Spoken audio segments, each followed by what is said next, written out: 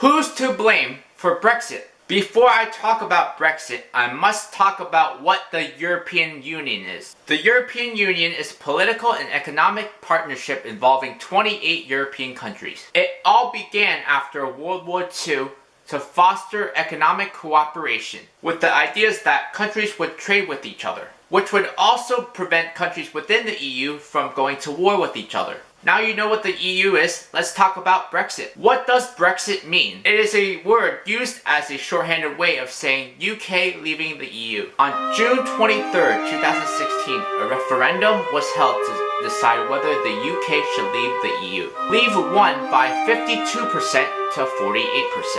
Turnout for the referendum was 71.8%. More than 30 million people voted. England voted strongly for Brexit. Leave won by 53.4% to 46.6%. Wales also voted strongly for Brexit. Leave won by 52.5% to 47.6%. Scotland and Northern Ireland both voted in favor of staying in the EU. Scotland backed 68% Remain to 38% Leave. In Northern Ireland, 55.8% voted Remain, while 44.2% voted Leave. What has happened since the referendum? Since the referendum, Britain got a new Prime Minister, Theresa May. What has happened to the economy of the UK? The UK economy appears to have weathered the initial shock of the Brexit vote. However, the value of the pound remains near a 30-year low. What are the long-term effects of Brexit? Opinion is sharply divided over the long-term effect of Brexit. Britain has lost its top AAA credit rating.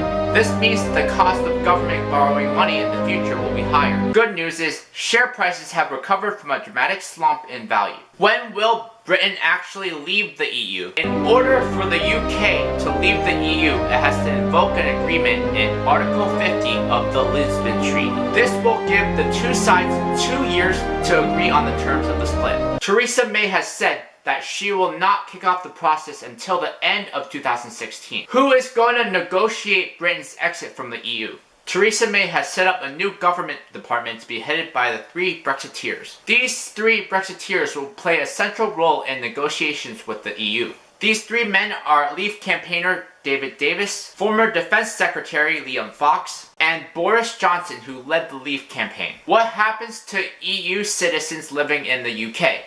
The government has declined to give a firm guarantee about the status of EU nationals currently living in the UK. EU nationals that have a permanent residence will be able to stay. What happens to UK citizens currently working in the EU? A lot depends on what type of deal the UK makes with the EU. If it remains in the single market, they will retain their free movement rights. If the government wanted to impose work permit restrictions, other countries would do the same thing. Could there be a second referendum?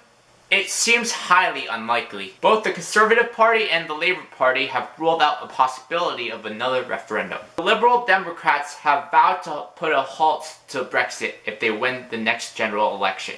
What does this mean for Scotland? Despite the fact that the majority of the population in Scotland voted to remain in the EU, they must leave the EU because they are part of the UK. A second independence referendum seems highly likely now for Scotland. How will pensions, mortgages, savings, and investments be affected? David Cameron said that the so-called triple threat for a state pension would be threatened by a UK exit. This is an agreement by which pension increases by at least level of earning, inflation, or 2.5% every year. The Bank of England may consider raising interest rates to combat extra pressure of inflation. That would make mortgages and loans more expensive to repay.